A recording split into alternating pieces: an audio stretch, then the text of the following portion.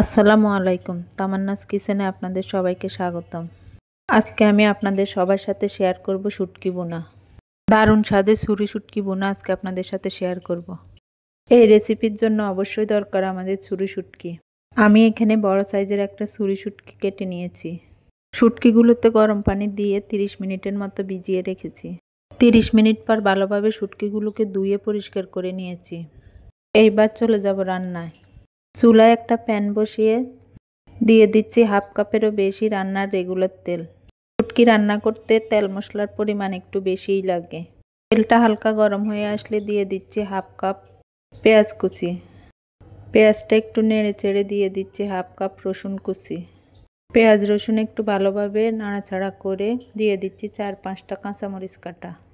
সব কিছু হালকা একটু ভেজে নিব। সব কিছু হালকা একটু নরম হয়ে আসলে দিয়ে দিব 1.5 চা চামচের মতো রসুন বাটা। রসুন বাটাটা দিয়ে আবারও ভালোভাবে মিশিয়ে নিব। মেশানো হয়ে গেলে এবার এখানে দিয়ে দিব স্বাদ মতো লবণ। উঁচু করে 1 টেবিল চামচ মরিচ গুঁড়া, হাফ চা চামচ হলুদ গুঁড়া, জিরা ধনিয়ার গুঁড়া 1 টেবিল চামচ। সব কিছু আবারও ভালোভাবে মিশিয়ে নিব। মশলাগুলো ভালোভাবে মেশানো হয়ে গেলে দিয়ে দিব হাফ কাপের মতো পানি। মশলা যত ভালোভাবে কষাবেন শুটকি বোনাটা তত বেশি মজা হবে। পানি দিয়ে আবারও ভালোভাবে কষিয়ে নিব। যখন মশলার উপরে তেল বেশি উঠবে তখন দিয়ে দিব আগে থেকে ধুয়ে পরিষ্কার করে রাখা শুটকিগুলো। শুটকিগুলো মশলার সাথে ভালোভাবে কষিয়ে নিতে হবে। সব কিছু যখন ভালোভাবে কষানো হয়ে যাবে শুটকিগুলোকে মশলার সাথে কিছুটা সময় নিয়ে ভেজে নেবেন। আমি এখানে প্রায় 2 মিনিটের মতো ভেজে নিয়েছি। এরপর এখানে দিয়ে দিচ্ছি একটা টমেটো কাটা। টমেটোটা দিয়ে আবারও ভালোভাবে কষিয়ে নিব। টমেটো যখন ভালোভাবে সিদ্ধ হয়ে যাবে তখন এর মধ্যে দিয়ে দিব 1 কাপের মতো পানি।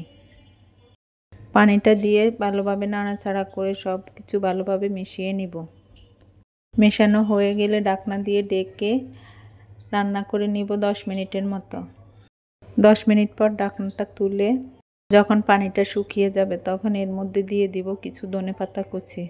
এটা অপশনাল, আপনারা পছন্দ করলে দিতে পারেন, আমার ভালো লাগে তাই দিয়েছি।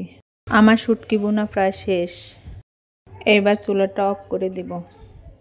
খুব মজা হয়েছে এই শুটকি বোনাটা। আপনারা চাইলে এভাবে যে কোনো শুটকি বোনা করে নিতে পারেন, খেতে অনেক বেশি ভালো লাগে। ততক্ষণ আমার ভিডিওটি দেখার জন্য অসংখ্য ধন্যবাদ। আশা করি আমার ভিডিওটি আপনাদের কাছে অনেক বেশি ভালো লেগেছে। ভিডিওটি ভালো লাগলে একটা লাইক দিবেন, কমেন্ট করে জানাবেন আজকে রেসিপিটা কেমন লেগেছে। আজকে এ পর্যন্তই, দেখা হবে অন্য কোনো ভিডিওতে অন্য কোনো রেসিপি নিয়ে। সে পর্যন্ত সবাই ভালো থাকবেন, সুস্থ থাকবেন। সবার সুস্থতা কামনা করে আজকে এ পর্যন্তই। আল্লাহ হাফেজ।